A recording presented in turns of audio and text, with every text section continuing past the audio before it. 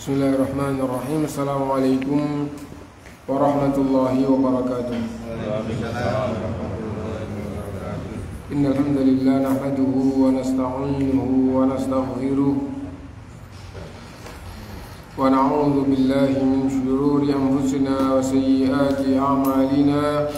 Man yahdihillahu fala mudilla lahu wa man yudlil fala hadiya lahu. وأشهد أن لا إله إلا الله وحده لا شريك له وأشهد أن محمدا عبده ورسوله. يا أيها الذين آمنوا اتقوا الله حق تقاته ولا تموتن إلا وأنتم مسلمون.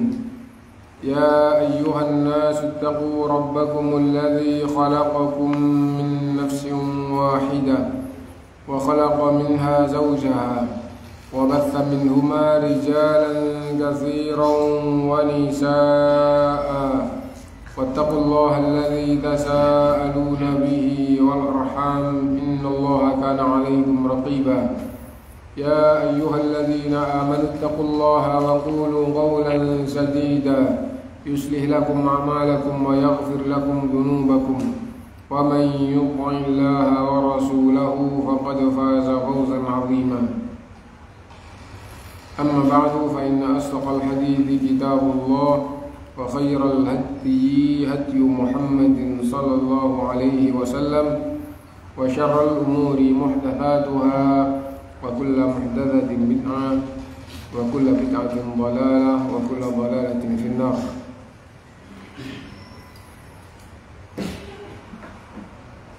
Bapak, ibu, saudara-saudari sekalian rahimakumullah, alhamdulillah kita bisa melanjutkan kajian kita dan kita memasuki bab yang baru,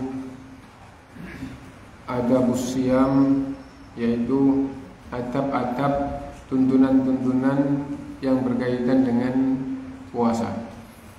Wasiyamu ibadatun min a'zamil ibadat.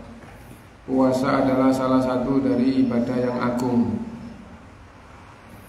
Wa min afdali ma yutaqarrabu bihi al-insanu ila rabbih azza wa jalla.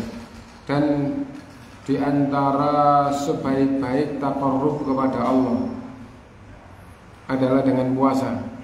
Kama anna shauma ramadhana ruknun min arkanil islamil khamsah. Nah, lebih-lebih puasa Ramadan tidak sekedar ibadah yang agung, enggak sekedar yang paling afdol, salah satu dari taqarrub yang paling afdol, tapi puasa Ramadan adalah salah satu dari rukun di antara rukun Islam. Rukun adalah bagian terpenting. Nah, rukun Islam bagian terpenting dalam Islam. Walisiyami ajrun azimun indallah. Dan orang yang puasa pahalanya sangat agung di sisi Allah. Wa fihi ta'widun linnafsi ala qahril hawa wasyaitan.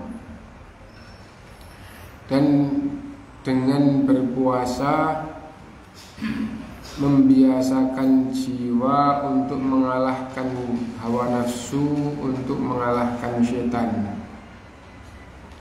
Dengan berpuasa membiasakan jiwa, puasa itu membiasakan jiwa untuk mengalahkan hawa nafsu dan mengalahkan syaitan. Wa hamlun laha 'ala sabri wa tahammul. Dan dengan puasa membiasakan jiwa sabar dan menanggung beban. Dengan berpuasa membiasakan jiwa sabar, terbiasa sabar gitu, dan menanggung beban. Dibebani sudah biasa gitu. Wal ihsasu bi syu'uril jaw'a wal fuqara. Dan merasakan rasanya orang yang lapar, orang yang fakir. Nah, orang yang lapar atau orang yang fakir itu keadaannya kayak begini. Dan mereka tidak dalam rangka ibadah. Nah itu. Nah akhirnya timbul rasa kasihan. Wa fihi tarqiqun lil qalb. Dan dengan berpuasa melembutkan jiwa. Jiwanya jadi lembut ya. Wa tahdzibin lin nafsi dan menundukkan jiwa, melembutkan jiwa, menundukkan jiwa itu tidak beda jauh ya, jiwanya lembut gitu. Nah akhirnya jiwanya itu menjadi tunduk dengan aturan, gitu, tunduk dengan tata krama, nurut gitu ya, dalam hal yang kayu. Wa huwa mimma yukaffiru dzunub.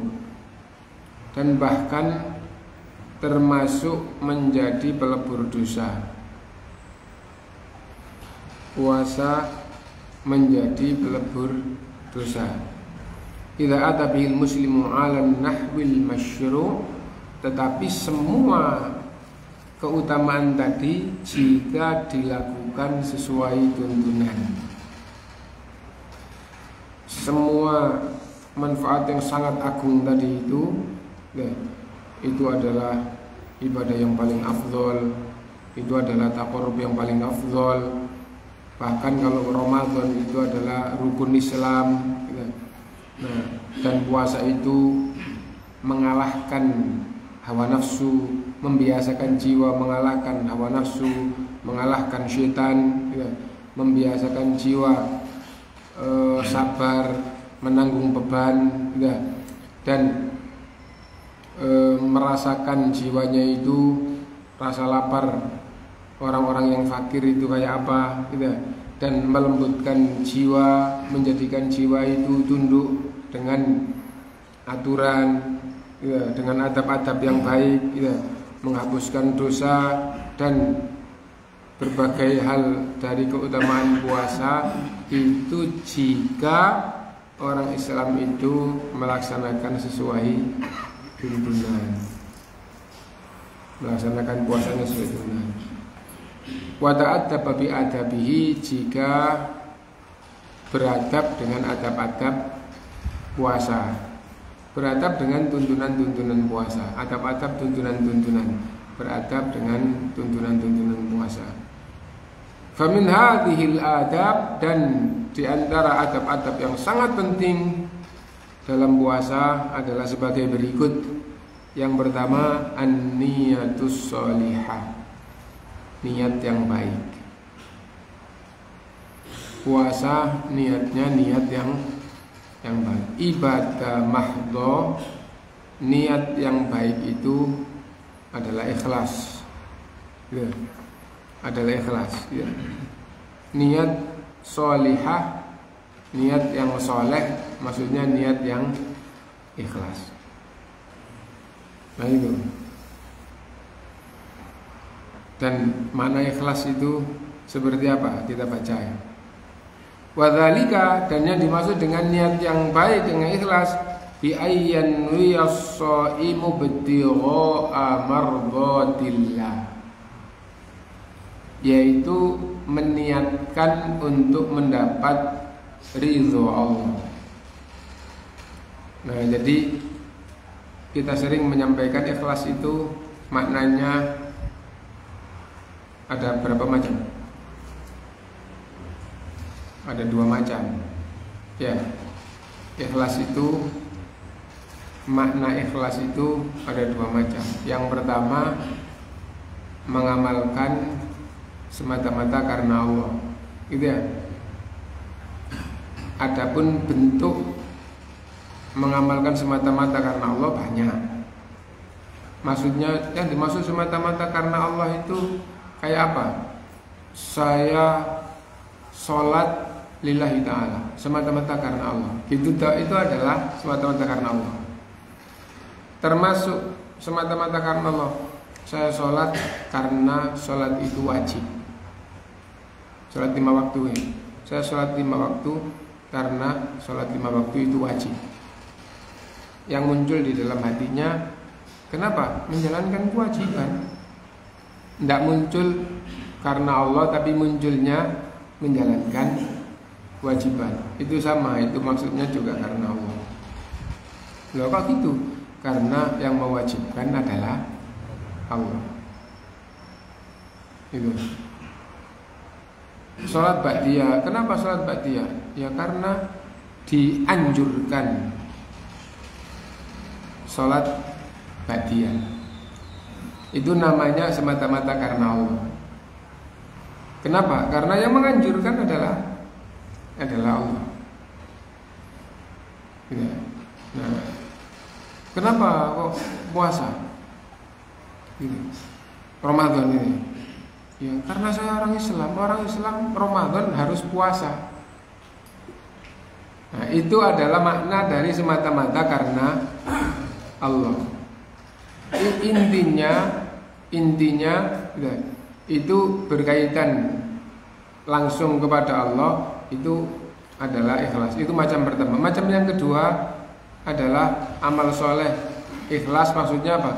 Beramal soleh, berharap kebaikan akhirat. Berharap kebaikan akhirat. Nah itu. Nah berharap kebaikan akhirat itu maksudnya bagaimana? Maksudnya kenapa mengamalkan begini? Supaya saya mendapat kebaikan di akhirat. Itu adalah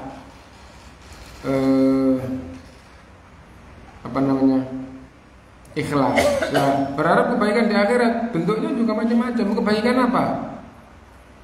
Nah, dan nanti kalau ada kebaikan dunia itu katut di situ, itu tidak salah. Ya. Misalnya sebenarnya supaya mendapatkan ridho Allah. Ridho Allah utamanya adalah di akhirat. Gitu. Ridho Allah utamanya adalah di akhirat. Nah, adapun di dunia masuk maknanya, tapi seandainya tidak ada pembahasan ridho di dunia, sekedar seandainya tidak ada pembahasan ridho di dunia yang berkaitan dengan amal soleh, gitu. Lah sesungguhnya urusan dunia itu sudah pasti. Bahkan orang kafir disebutkan lebih diberi oleh Allah di dunia dibandingkan dengan orang yang beriman selain bab hati. Orang kafir lebih diberi oleh Allah di dunia dibandingkan dengan orang yang beriman selain masalah hati. Nah, harta lebih diberikan pada orang kafir daripada kepada orang Islam. Nah, jadi itu. Orang berbuat baik, orang kafir langsung dibayar oleh Allah SWT di dunia. Kalau itu adalah kebaikan. Dan setelah itu orang kafir sama sekali tidak punya nilai kebaikan. Kenapa? Karena dulu betul-betul niatnya bantu orang miskin dibantu dan tanpa pamrih, tapi dia kafir. Itu tidak sia-sia, itu adalah amal baik yang dilakukan oleh Allah, tapi itu dibalas oleh Allah sempurna di dunia.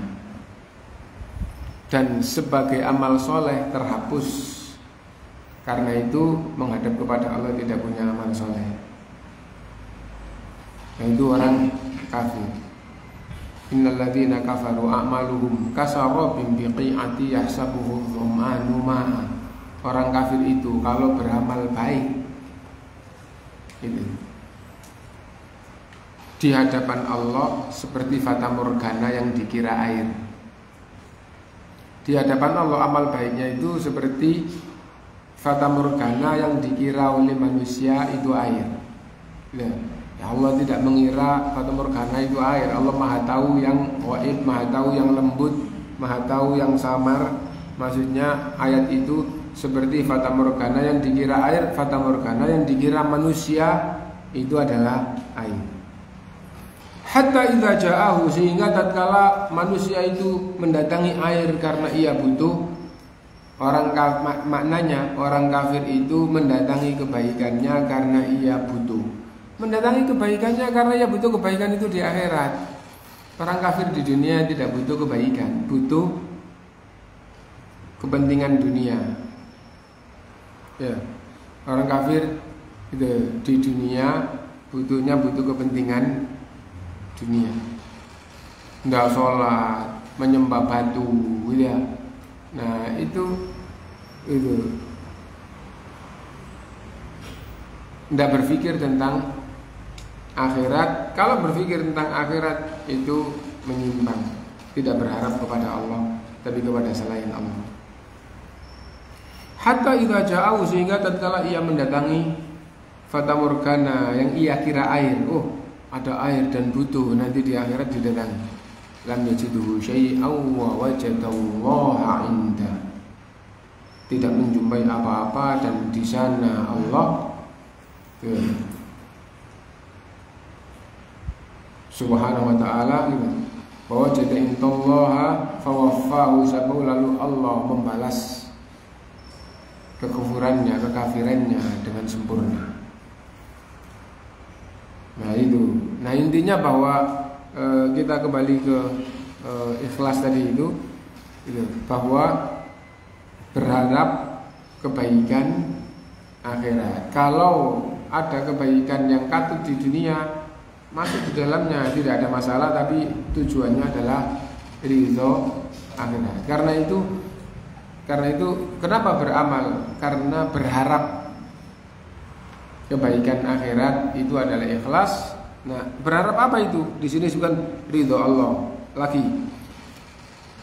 Wal timasul mau'udi ajrahu wa thawabahu, dan mencari dan berharap janji-janji dan pahala-pahala yang Allah tetapkan.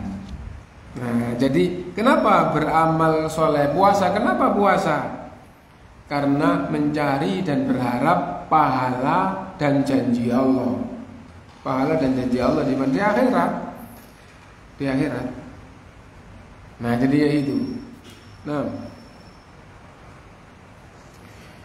wa qada'a haqqillahil wajibi alaihi. Nah, berikutnya, dan menyelesaikan hak Allah yang wajib atas dirinya. Nah, ini yang semata-mata karena Allah tadi itu. Yang pertama ya. Loh, kenapa? Karena wajib. Kenapa puasa? Ini hak Allah, aku berikan kepada Allah, aku lakukan semata-mata karena Allah.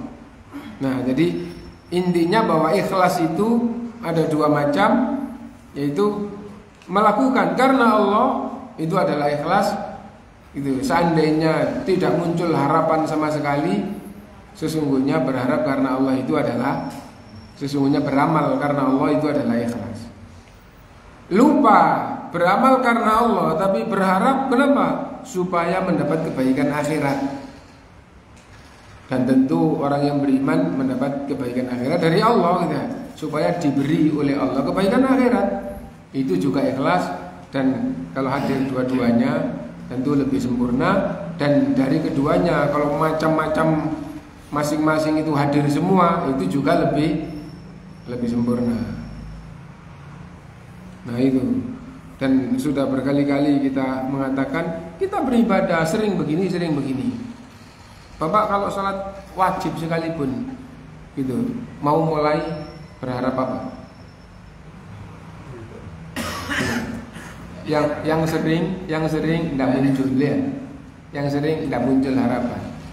Qomat la ilaha illallah, la ilaha, terus baris sufaku luruskan, setelah itu Allahu Akbar, mulai dari selesai, bahkan bisa-bisa dari rumah berangkatnya, ternyata di masjid langsung qomat ya, qomat terus Allahu la ilaha, terus habis itu baris pikirannya maghrib atau pikirannya subuh atau pikirannya zuhur, Allahu Akbar. Mau sholat berharap apa tadi? Nggak muncul. Kepingin surga, kepingin dihindari dari neraka, kepingin terhapus dosa, kepingin nggak muncul. Ya. Nah itu. Nah yang muncul apa? Yang muncul adalah sholat maghrib dan itu wajib. Nah, sholat maghrib 3 rakaat. Faham bahwa maghrib itu wajib. Sholat qobliyah 2 rakaat dan faham bahwa qobliyah itu sunnah. Yang muncul itu, Allahu Akbar. Nah itu. Bahkan kadang-kadang munculnya yang lillahi ta'ala tadi itu bukan lillahi ta'ala, saya sholat ini karena Allah, bukan begitu yang muncul. Yang muncul adalah wajib atau sunnah tadi itu. Dan itu bagian dari makna lillahi. Nah tadi sudah kita katakan, ya karena orang Islam ya wajib. Itu diantara makna dari lillahi. Nah, kenapa? Karena yang mewajibkan adalah Allah. Nah jadi kayak gitu. Wah, kalau orang Islam ndak riya, ndak kepingin dunia, kalau ibadah ya berarti berharap akhirat. Nah itu pembahasan. Adapun jiwa orang waktu mengamalkan sering tidak muncul. Tidak muncul. Yang lebih sering itu yang sudah biasa wajib, yang lebih muncul adalah mengamalkan ini wajib, mengamalkan ini sunnah, ba'diyah maghrib sunnah, qobliyah subuh sunnah. Yang muncul gitu aja gitu. Bahkan ditunjukkan pahalanya gitu. Qobliyah subuh gitu. Kalau diterima oleh Allah 2 rakaat ringan, balasannya lebih baik daripada dunia dan seisinya. Tidak muncul waktu mau salat. Muncul kan enggak? Ya kan tidak muncul kan ya? Tidak berharap itu. Yang berharap itu. Kenapa? Karena tidak muncul tadi. Munculnya ya ini sunnah. Ya kita aja ya. Qobliyah, nah dan paham bahwa itu sunnah. Nah dan kalau ini sunnah atau ini wajib itu makna lillahi ta'ala. Dan kadang-kadang nggak muncul amal itu, nggak muncul lillahi ta'ala, tapi munculnya saya melakukan ini supaya dapat pahala besar. Baca Quran gitu. Wah saya baca Quran. Kenapa? Karena 1 huruf itu balasannya nanti 1 kebaikan dilebihkan 10. Kalau kita 2 menit, 3 menit 1 halaman, ikhlas sudah banyak. Yang muncul dalam hati sekilas gitu, akhirnya baca Quran. Dan kalau kehadiran ikhlas itu muncul, dalam hati, ibadah itu jadi ringan. Ibadah itu jadi ringan. Dan kalau munculnya itu lebih banyak, ini saya lakukan karena Allah, sebagai bentuk rasa syukur kepada Allah. Ini adalah kewajiban utama atau ibadah di sisi Allah yang sangat besar. Ini untuk Allah dan melakukan di sisi Allah yang sangat besar. Dan ini Masya Allah nanti dibalas oleh Allah. Itu janji-janjinya luar biasa. Kalau itu hadir semua, dan hadir untuk itu tidak makan waktu. Ulama memberikan penjelasan, ilmu semakin banyak gitu, orangnya semakin cerdas, semakin terlatih, semakin mulai beramal yang dengan spontan, itu muncul berbagai macam di dalam jiwanya. Ini karena Allah, pahalanya gini. Nah, salah satu contoh Syekh Utsaimin mencontohkan ada orang wudu yang jiwanya itu hanya ya karena mau sholat belum punya wudu. Nah, dan itu adalah ikhlas. Itu adalah ikhlas ya. Kenapa? Karena mau sholat belum punya wudu itu ngikutin tujuannya mau sholat wajib berarti wudu itu wajib. Ya. Nah jadi itu. Nah itu syaratnya. Nah sesungguhnya itu adalah ikhlas. Kenapa? Karena yang mensyaratkan, yang mensyariatkan itu adalah Allah. Dan ada orang yang wudu. Nah, kenapa? Yang pertama juga muncul karena mau sholat belum punya wudu juga muncul dalam hati. Tidak makan waktu munculnya, langsung gampangannya sekejap itu sudah muncul itu. Dan juga muncul yang kedua, gitu, bahwa wudu itu menggugurkan dosa. Sebagaimana hadis akhirnya wudhu itu sambil punya pemahaman menggugurkan dosa gitu. Maksudnya muncul harapan semoga dosa-dosanya gugur. Gitu. Dan ada orang yang ketiga, wudhu itu muncul satu tadi muncul, yang dua muncul juga yang ketiga di dalam jiwanya, gitu. Yaitu mudah-mudahan nanti dibangkitkan oleh Allah, gitu. Yang umumnya dalam kegelapan, tapi anggota wudhunya memancarkan cahaya. Nah, jadi kayak gitu, muncul kayak gitu. Harapan-harapan itu muncul. Dan semua itu adalah ikhlas, tapi tingkatan yang satu beda dengan yang kedua, tingkatan yang kedua beda dengan yang ketiga. Nah, kalau makna ikhlas itu hadir semuanya, ibadah itu akan jadi ringan. Dan makna ini itu makna yang ada di dalam jiwa dan pikiran manusia meskipun amalan dunia. Kalau ada orang disuruh minda pasir satu truk, ya, disuruh ngangkat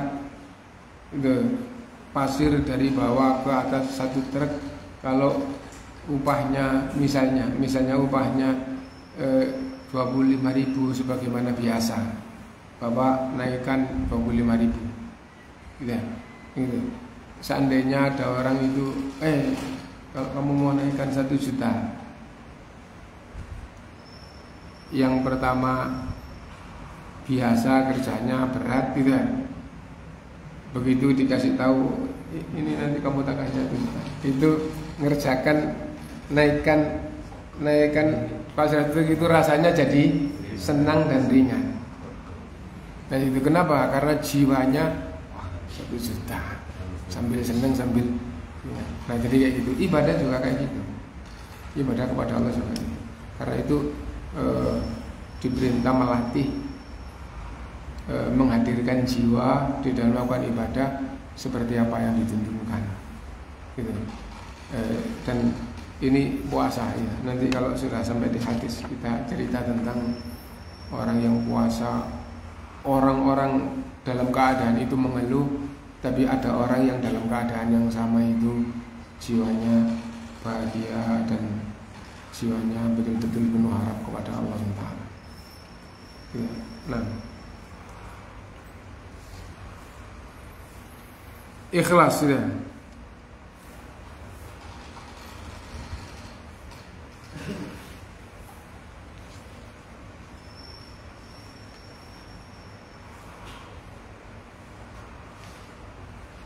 Qala ta'ala ya ayyuhalladzina amanu kutiba alaikumus shiyam kama kutiba alal ladzina min qablikum la'allakum tattaqun.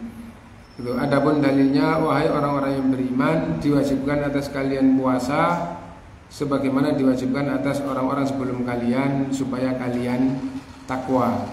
Ini langsung makna ikhlas dua ada di ayat ini.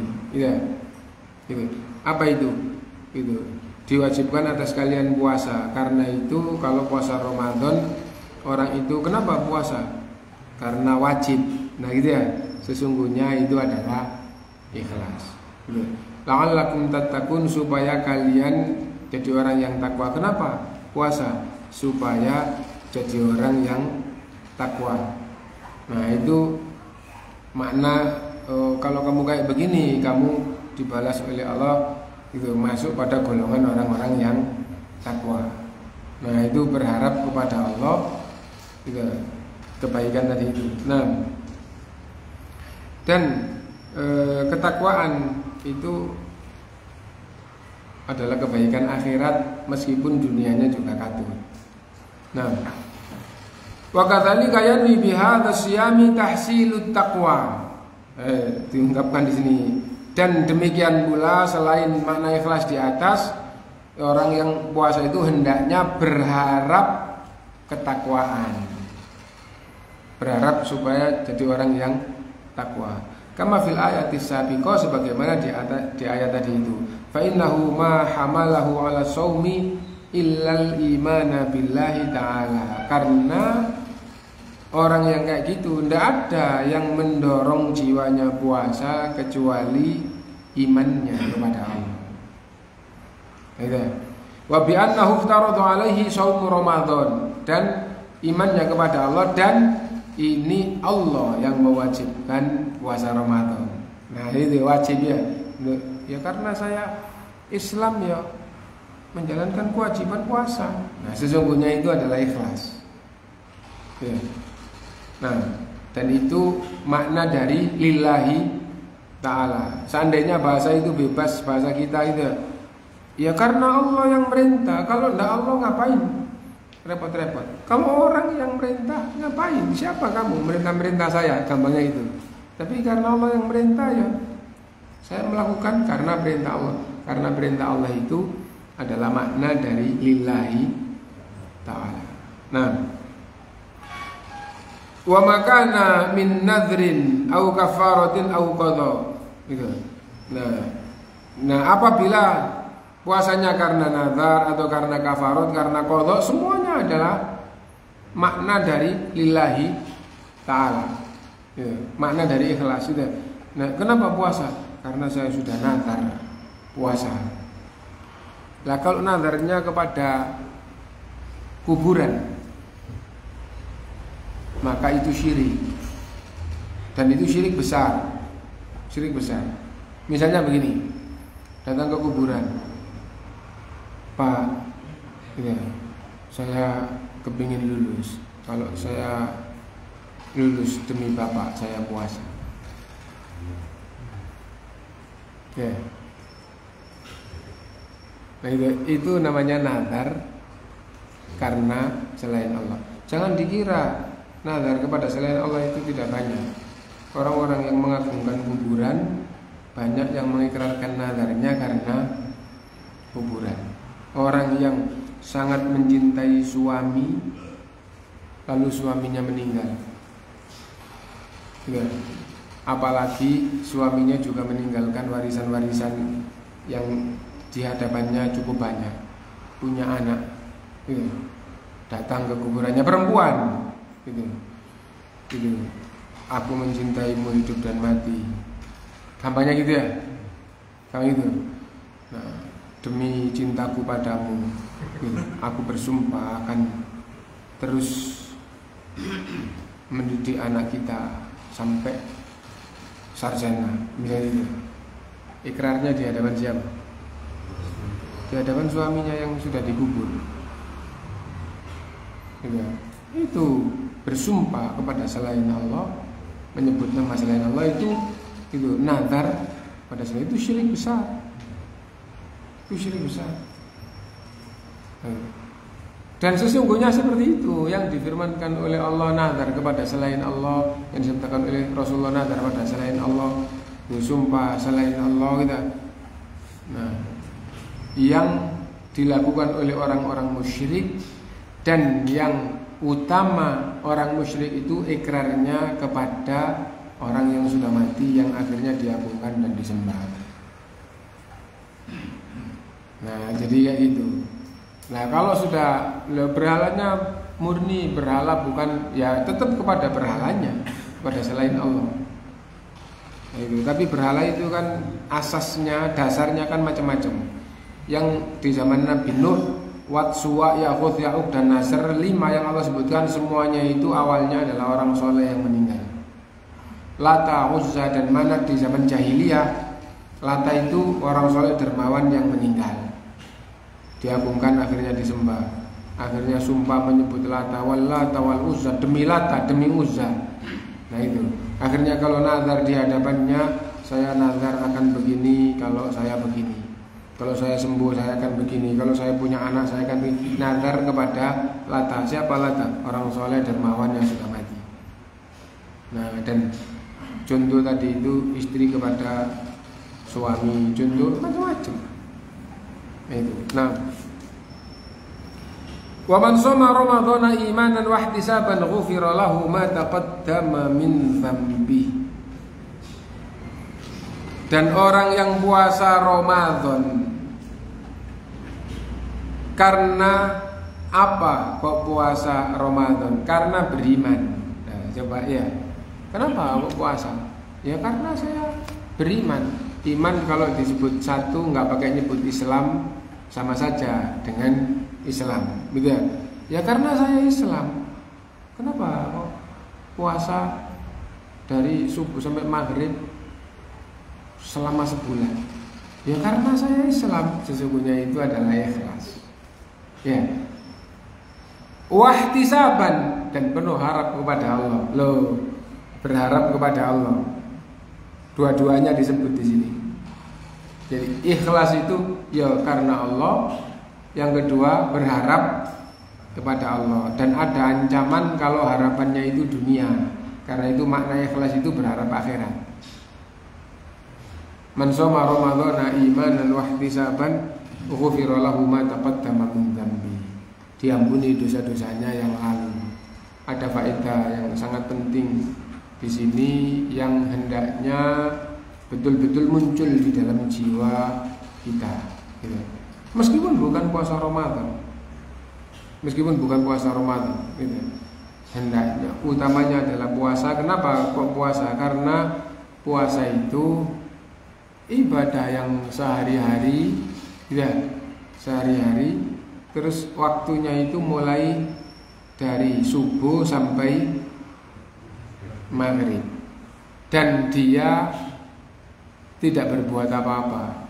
Tatkala sudah ada perbuatan yang lain, maka puasanya ibadah dan ibadah yang lainnya itu yang dimunculkan. Tetapi ketika tidak sedang ibadah yang lain, hendaknya makna dari hadis ini itu yang dimunculkan di dalam hatinya. Misalnya begini, sedang puasa tapi sedang puasa terus waktunya sholat duhur, waktunya sholat asar. Ya jiwanya pada sholat duhur, pada sholat asar, kan gitu ya, sholat duhur, sholat asar. Misalnya puasa terus sedang beraktivitas baca Quran, jiwanya baca Quran. Berharap kepada Allah dari bacaan Qurannya, gitu. Jadi ya gitu. Nah, adapun yang di dalam hadis ini itu ketika tidak sedang beraktivitas hendaknya banyak berharap kepada Allah. Nah, kalau kita betul-betul dalam keseharian kita puasa, ketika tidak sedang beraktivitas ibadah itu banyak berharap kepada Allah, maka itu berarti hadis ini kita telah menjiwai.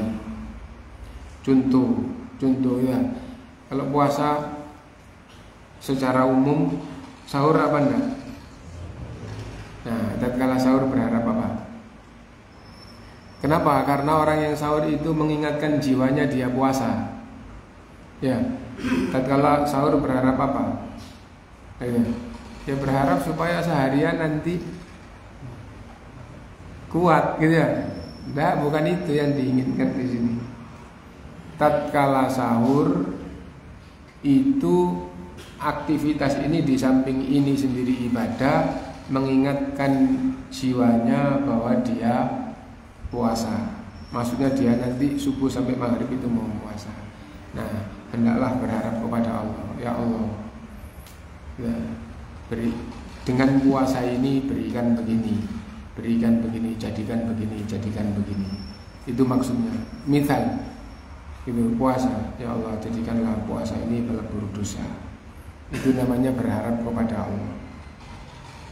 Mungkin bukan itu yang muncul. Ya Allah, kumpulkan nanti bersama orang-orang yang ahli puasa. Itu namanya berharap kepada Allah. Mungkin yang muncul yang lain. Yang muncul adalah tausiah malamnya. Oh, orang yang ahli puasa itu akan mendapatkan pahala besar langsung dari Allah, tidak pakai perantara. Bagaimana mendapatkan langsung kebaikan, pahala langsung dari Allah itu bagaimana? Nah, kalau orang itu faham, ya, dikasih orang hadiah dengan dikasih rektor universitas, itu jiwanya lain. Ya, di kelas terus dikasih, masya Allah, karena dia yang bagus, ya dikasih. beda ya. Terus alal malak, di hadapan umumnya makhluk. Kalau mahasiswa tadi itu di hadapan aula yang dikumpulkan semua, banyak dosen, banyak mahasiswa kumpul itu. Terus fulan dipanggil. Acara kayak begini akhirnya fulan ditetapkan untuk dapat hadiah. Yang ngasihkan rektor. Ya, jiwanya jadi lain. Ya. Ya mungkin kalau di Indonesia terus dianggap itu biasa mungkin, tapi kalau di Saudi atau lembaga Saudi terus kumpul itu, wah jiwanya jadi lain.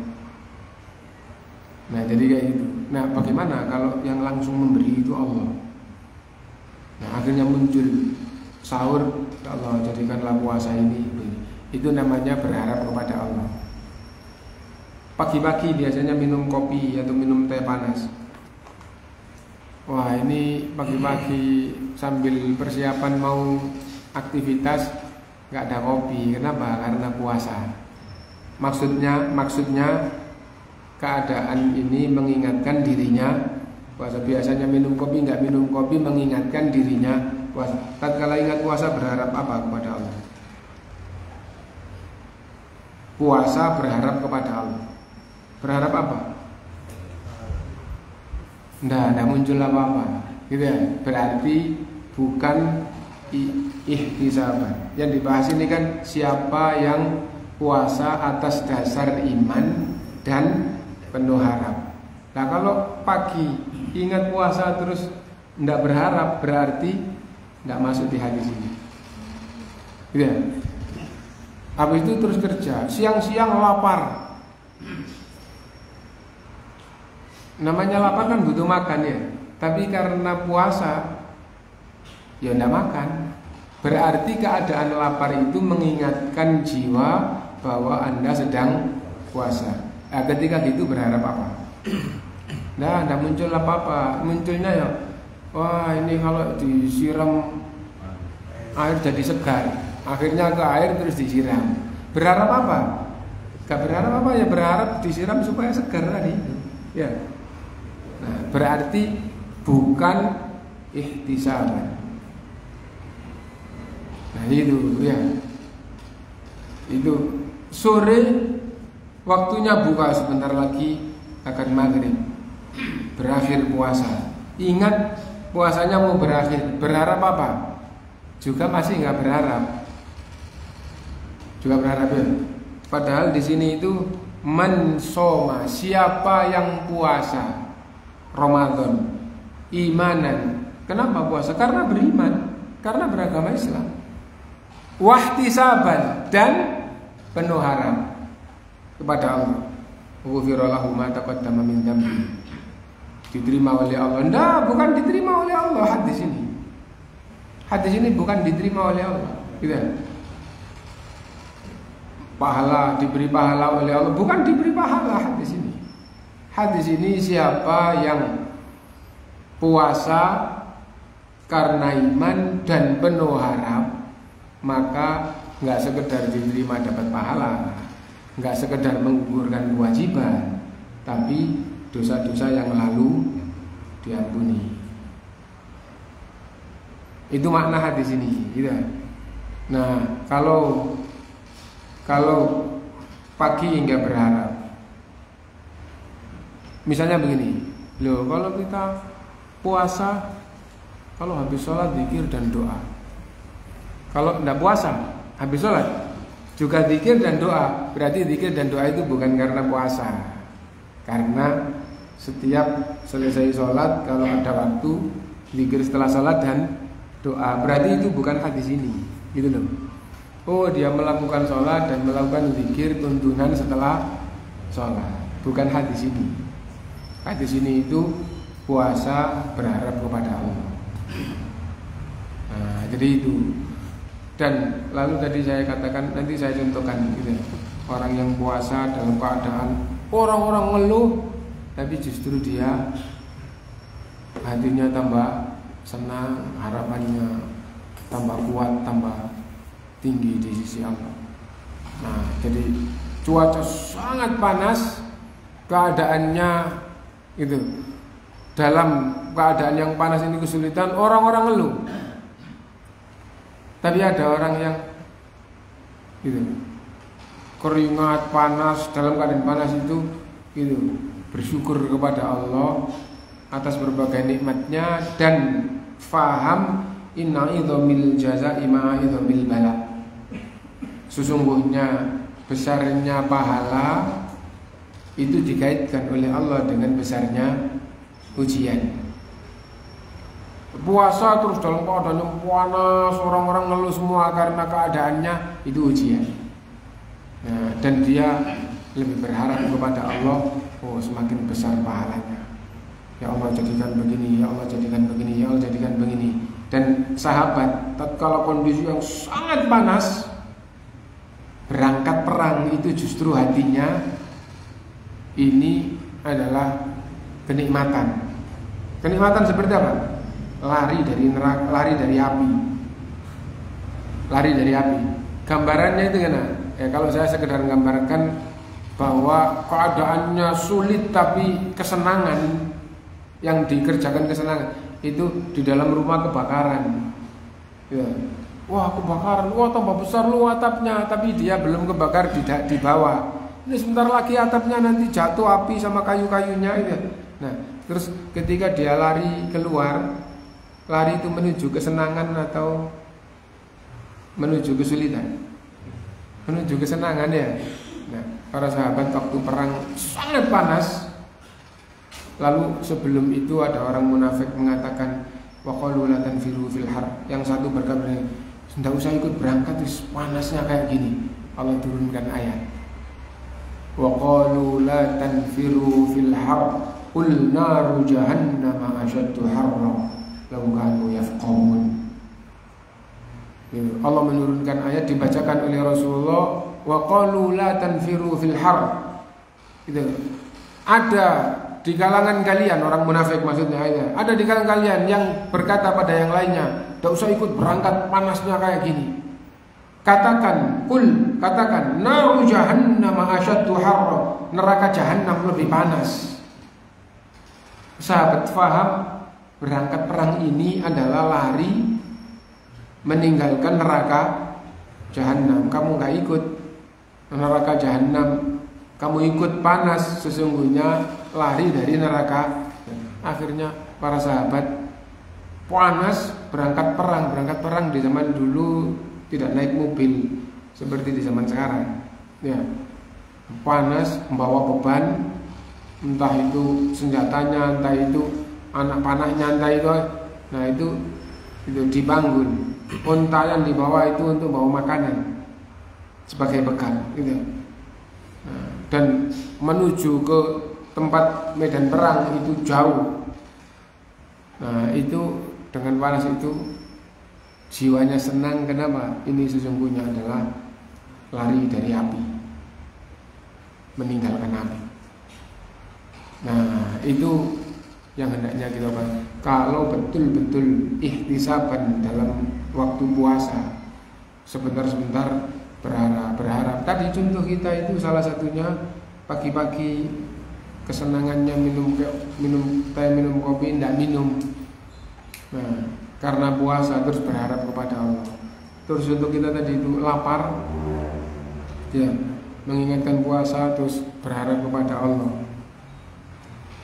Dan di atas tadi itu menjadikan orang itu terlatih di dalam kesabaran, menjadikan orang itu mengalahkan hawa nafsu, mengalahkan syaitan. Itu muncul terus, sudah muncul tuh harapan-harapan kepada Allah.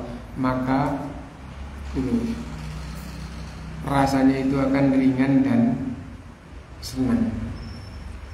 Puasa rasanya ringan dan senang. Nah, harus berupaya seperti itu. Di dalam segala kebaikan harus berupaya seperti itu. Kalau sudah tingkatannya itu bisa merasakan seperti al-his, seperti indera yang merasa. Indera merasa itu disiram air terasa dingin, ada api terasa panas, gurih dicicipi. Gurih itu indera merasa maksudnya gitu. Jadi bisa merasakan. Bisa kalau sudah sampai jiwanya itu merasakan kayak gitu, ya. Harapan-harapan akhirnya merasa berat tapi terasa nikmat, terasa senang kayak lari dari panas. Senang kenapa kok senang? Karena ini lari dari neraka jahanam. Betul-betul senang, bukan mengupayakan, bukan. Nah kalau itu namanya bisa merasakan nikmatnya ibadah. Dan orang yang bisa merasakan nikmatnya ibadah, ya itu kalau dia kedepannya itu tidak rusak, kedepannya jalan kedepannya tidak rusak, maka itu berarti betul-betul baik di sisi Allah. Orang itu adalah orang yang baik, tinggal menjaga kedepannya. Nah, kenapa kok harus menjaga kedepannya? Kan yang penting dia sudah baik, kan punya jatah, nanti kedepannya jelek kan ya dapat dosa gitu aja. Loh, ndak ada kejelekan itu yang menghapus iman, ada kejelekan itu yang menghapus ibadah, itu amal soleh. Nah ada itu, contohnya apa? Wah dia itu pandai merasakan nikmatnya ibadah, habis itu kedepannya cerita-cerita orang, alhamdulillah saya begini, alhamdulillah saya begini. Nah lafadznya alhamdulillah, tapi sesungguhnya dia senang menceritakan ibadahnya kepada orang. Itu adalah sum'ah, menghapus pahala ibadah dan dapat dosa besar, yaitu syirik kecil. Kalau riya itu ingin dilihat, kalau sum'ah itu ingin didengar, dia cerita ingin didengar. Oh kalau saya sejak 20 tahun yang lalu, alhamdulillah Senin Kemis tidak pernah putus. Itu namanya sum'ah, cerita kepada orang. Kenapa? Karena sesungguhnya di dalam lubuk hatinya itu kepingin memperdengarkan pada orang bahwa dia sudah 20 tahun puasa Senin Kemis. Gampangnya begitu. Karena sesungguhnya ibadah itu urusan pribadi kepada Allah. Tidak boleh dalam hati kepingin dilihat orang, kepingin didengar orang, kepingin dipuji orang. Nah, jadi, karena itu ulama salam itu menasihatkan gitu, maqalla wa kafa khairum min kathura wa ala. Sedikit cukup, jauh lebih baik daripada banyak tapi akhirnya sia-sia. Wah dia itu dari balik sampai tua Senin Kemis tidak putus, tapi masya Allah sebelum meninggal cerita-cerita orang, alhamdulillah saya dikaruniai oleh Allah kebaikan. Oh masya Allah saya ikut senang apa mulai balik sampai sekarang usia 70 sekian tuh tidak pernah putus puasa Senin Kemis. Ya gitu ya. Ngapain cerita gitu? Ya, senang diketahui orang. Terhapus semuanya. Karena itu maqalla wa kafa khairun min katsira wa ala. Sedikit cukup, jauh lebih baik daripada kamu banyak beramal tapi akhirnya sia-sia. Nah, jadi itu. Karena itu keikhlasan itu, saya mendengarkan orang, bukan orang sunnah tapi ada faedah yang disampaikan. Ikhlas harus ikhlas, dan ikhlas itu, nah ini faedah yang kita inginkan untuk disampaikan sini. Ikhlas itu sebelum beramal harus ikhlas, tatkala beramal harus ikhlas, setelah beramal harus ikhlas. Dan itu benar ya, itu benar. Mau melakukan gitu, mau melakukan, kamu harus betul-betul karena Allah. Jangan untuk dunia, jangan untuk selain Allah. Ikhlas ini. Tatkala beramal, kamu jangan kepingin dilihat orang, gitu. Kepinginlah diawasi oleh Allah, dilihat oleh Allah. Nah itu, jangan riak.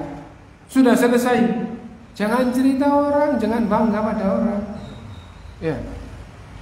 Nah jadi ikhlas terus dijaga. Sebelum beramal harus ikhlas, sedang beramal harus ikhlas, setelah selesai jangan. Kenapa? Karena kalau rusak keikhlasannya baik sebelum maupun sedang maupun setelah, pahalanya jadi terhapus dan bahkan dapat dosa riya atau dosa sum'ah tadi itu. Nah, jadi ikhlas sebelum beramal. Lah kalau sebelum beramal kepada selain Allah syirik besar ya. Karena itu sebelum beramal harus ikhlas. Sedang beramal juga harus ikhlas. Gitu. Setelah beramal harus dijaga, jangan dirusak dengan sum'ah, dengan ujub.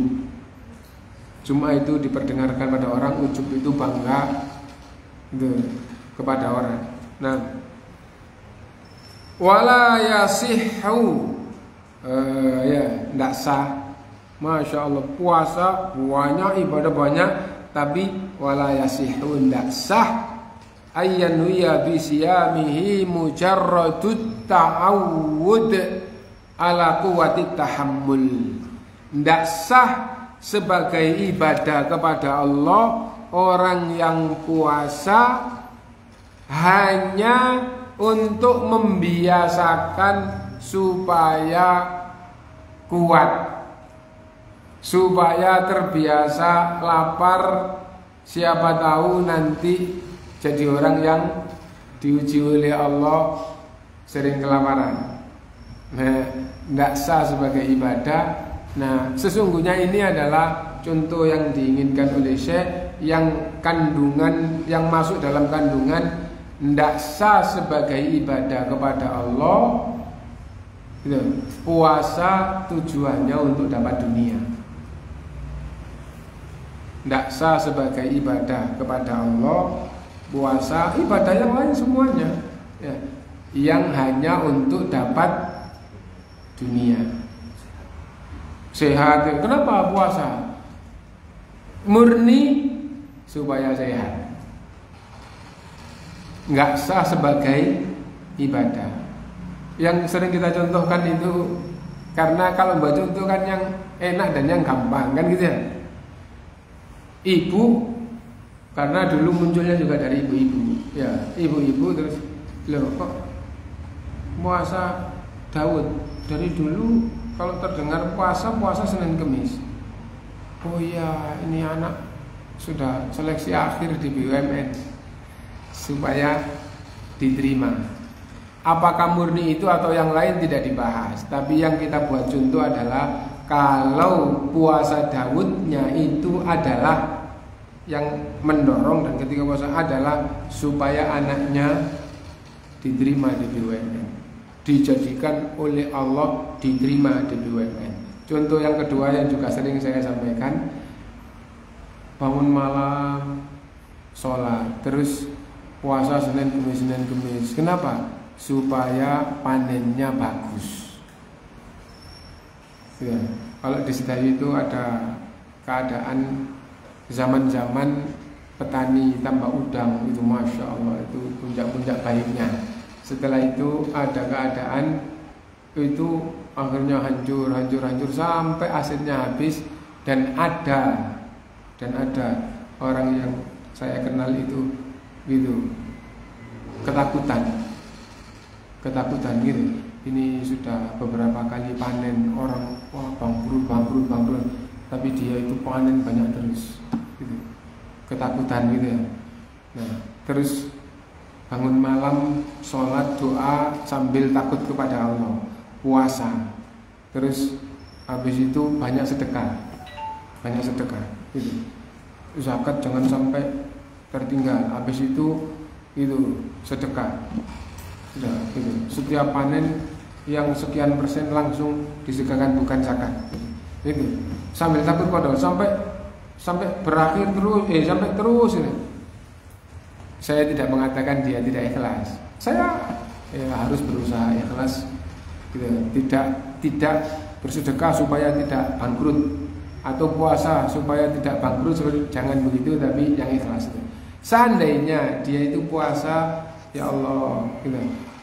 Puasa kenapa? Supaya panennya bagus. Puasa supaya panennya bagus. Itu ada ayatnya. Ayatnya apa? diberi oleh Allah sempurna apa yang jadi haknya, bagiannya dari ibadah ini, dan di akhirat tidak dapat apapun kecuali neraka. Kenapa? Karena puasa berharap kepada Allah dunia, karena ibadah berharap kepada Allah dunia. Ayatnya ini, man kana yuridul hayatad dunya wa zinataha nuwaffi ilaihim a'malahum fiha. Siapa yang karena dunia, karena kenikmatan dan kesenangan dunia, gitu, maka kami balas amalnya di dunia sempurna, gitu. Tidak kami kurangi sedikit pun apa yang jadi haknya, gitu. Ayat itu di awal, siapa yang karena kenikmatan dunia, kesenangan dunia, nggak nyebutkan amal, tapi semua ulama menambahi artinya. Siapa yang beramal zahirnya, beramal soleh, siapa yang beramal karena berharap dunia, akan kami berikan balasannya sempurna di dunia apa yang jadi haknya. Wa hum fiha la yubkhasun, dan tidak kami kurangi sedikit pun. Sebelum kita lanjutkan, ya, berharap dunia tadi itu kepada siapa?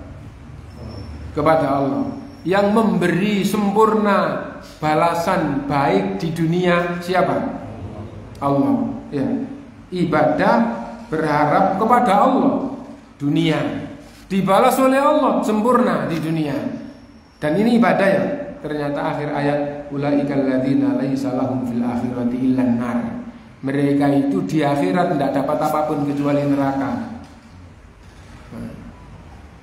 Itu bukan karena berzina, bukan karena merampok, bukan karena membunuh, bukan karena itu. Karena apa? Karena ibadah kepada Allah. Ibadahnya tidak ria, tidak sum'ah, ibadah kepada Allah, ya.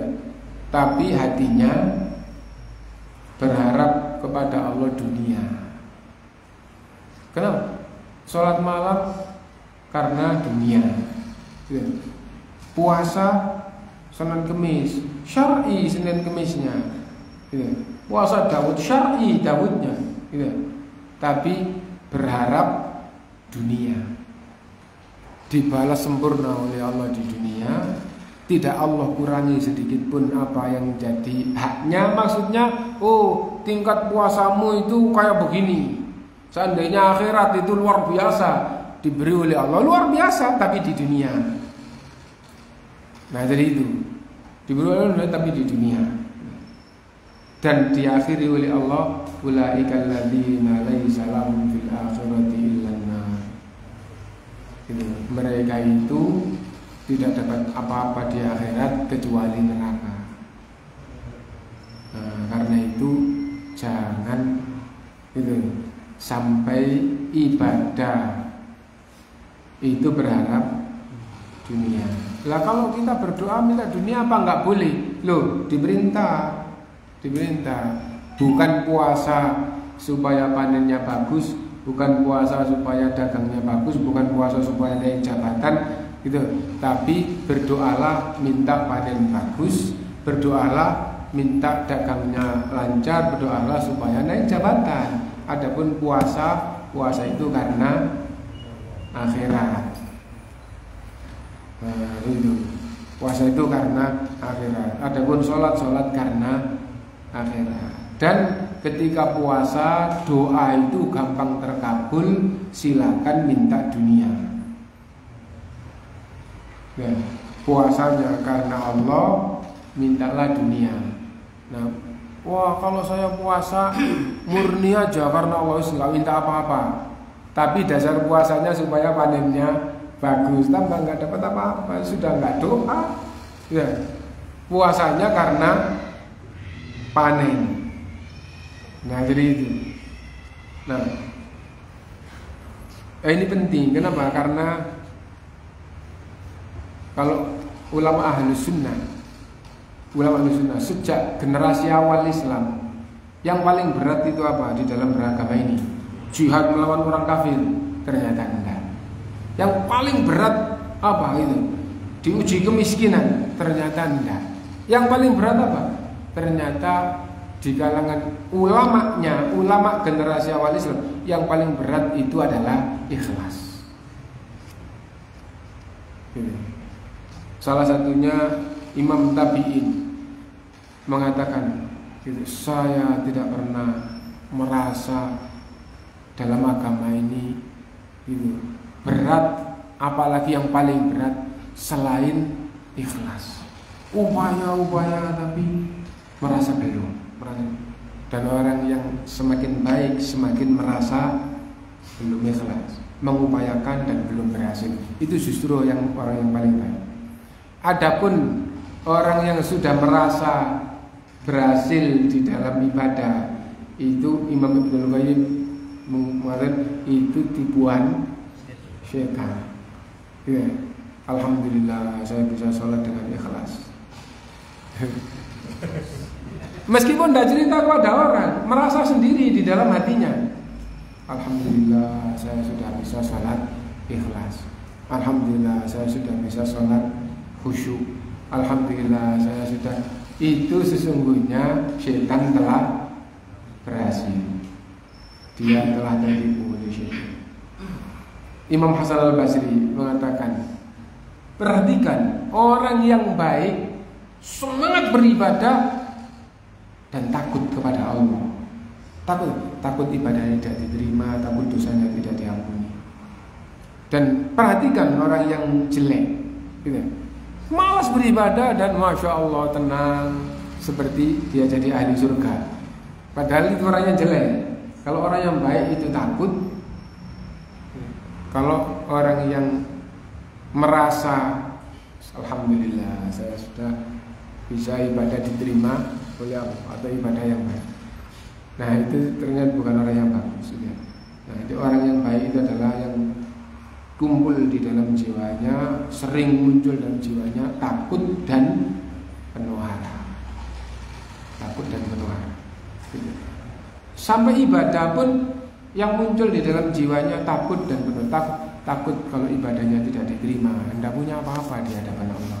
Loh kan ibadahnya kalau nggak diterima, nah, akhirnya terus takut kepada Allah dan penuh harap kepada Allah. Ya Allah terimalah, ya Allah ampunilah, ya Allah terimalah, ya Allah ampunilah. Dan takut dan penuh harap itu gandeng, kadang lebih berat, kadang lebih menonjol takutnya, kadang lebih menonjol berharapnya, tergantung kondisi. Tapi dua-duanya ini adalah tolok ukur baiknya seseorang, tolok ukur takwanya seseorang, tolok ukur imannya seseorang. Karena itu iman itu bisa dilihat oleh siapa? Oleh dirinya sendiri. Bagaimana melihat iman dan takwa di dalam dirinya? Lihatlah dalam perjalananmu setiap hari, takutmu dan penuh harapmu kepada Allah. Nah itu bukan orang lain yang lihat. Nah jadi itu. Nah meskipun begitu, pemahamannya bukan seperti pemahaman orang yang tertipu. Pemahamannya itu bahwa kalau dia selalu takut kepada Allah, dan dia bukan orang yang alhamdulillah saya selalu takut kepada Allah, itu namanya tidak takut kepada Allah. Itu namanya bersyukur karena sudah dapat agamanya gitu ya. Nah itu. Jadi alhamdulillah saya sudah takut kepada Allah, itu salah. Takut terus.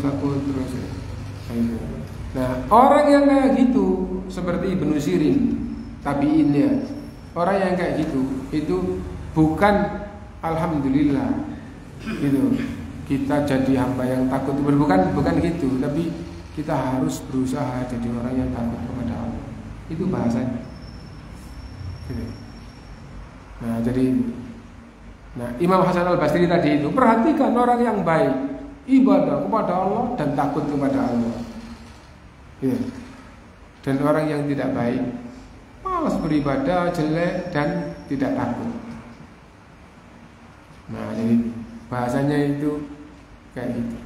Bukan alhamdulillah kita jadi hamba yang takut kepada bukan alhamdulillah ya, kita harus berusaha jadi orang yang takut kepada Allah. Itu. Nah, karena itu kita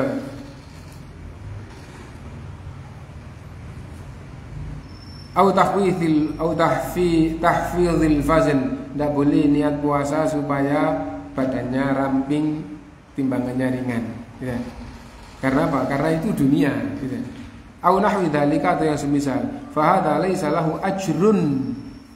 Orang yang puasanya karena kebaikan dunia tidak dapat pahala. Fi amalihi, dalam amalnya, illa manawa, kecuali sesuai niatnya. Pahala itu dari mana? Dari Allah. Enggak dapat pahala dari Allah kecuali sesuai niat. Niatnya untuk dunia diberi oleh Allah dunia seukuran dengan kualitas ibadahnya. Wah, ibadahnya luar biasa, sayangnya untuk dunia diberi oleh Allah sempurna di dunia. Nah, dari itu. Maknanya sama saja di sini ya. Enggak dapat pahala kecuali sesuai dengan niatnya. Itu. Wa amal mukhlisu lillah, adapun yang betul-betul ikhlas kepada Allah fi niyatihi, dalam niat ibadahnya, fa innahu yanalu kulla hadhil manafi ma'at thawab. Orang yang niatnya ikhlas kepada Allah, dunia pasti didapat. Tapi karena ikhlasnya kepada Allah mendapatkan pahala nanti di akhirat. Dunianya kacau. Kamu puasa, tidak pakai berharap supaya badannya ramping, nanti akan lebih ramping. Kenapa? Karena seharian puasa, tidak makan dan minum. Yang penting malamnya jangan dibatalkan dengan makan melampaui batas. Saya puasa Ramadan sebulan loh, timbangan saya nggak turun-turun. Ya malamnya kebablas makannya ya sama saja itu. Nah karena itu dapat pahala dan di dunia diberi oleh Allah juga. Wa hadza min barakati shaum, dan dunia tetap diberi oleh Allah, itu adalah berkahnya ibadah yang ikhlas tadi. Kalau karena dunia hanya dapat dunia, kalau karena akhirat dapat dunia akhirat. Itu baru yang nomor 1 ya, adab yang kita baca. Mudah-mudahan pelan-pelan tapi juga betul-betul membentuk jiwa kita. Mudah-mudahan semua kebaikan kita diterima dan dilipat gandakan oleh Allah SWT. Kekurangan dan kesalahan kita diampuni oleh Allah SWT, dan kita terus diarahkan oleh Allah SWT di jalan hidayahnya, sehingga kita nanti kembali kepada Allah SWT dalam keadaan radhiyatan mardiyah. Subhanallahumma wa bihamdihi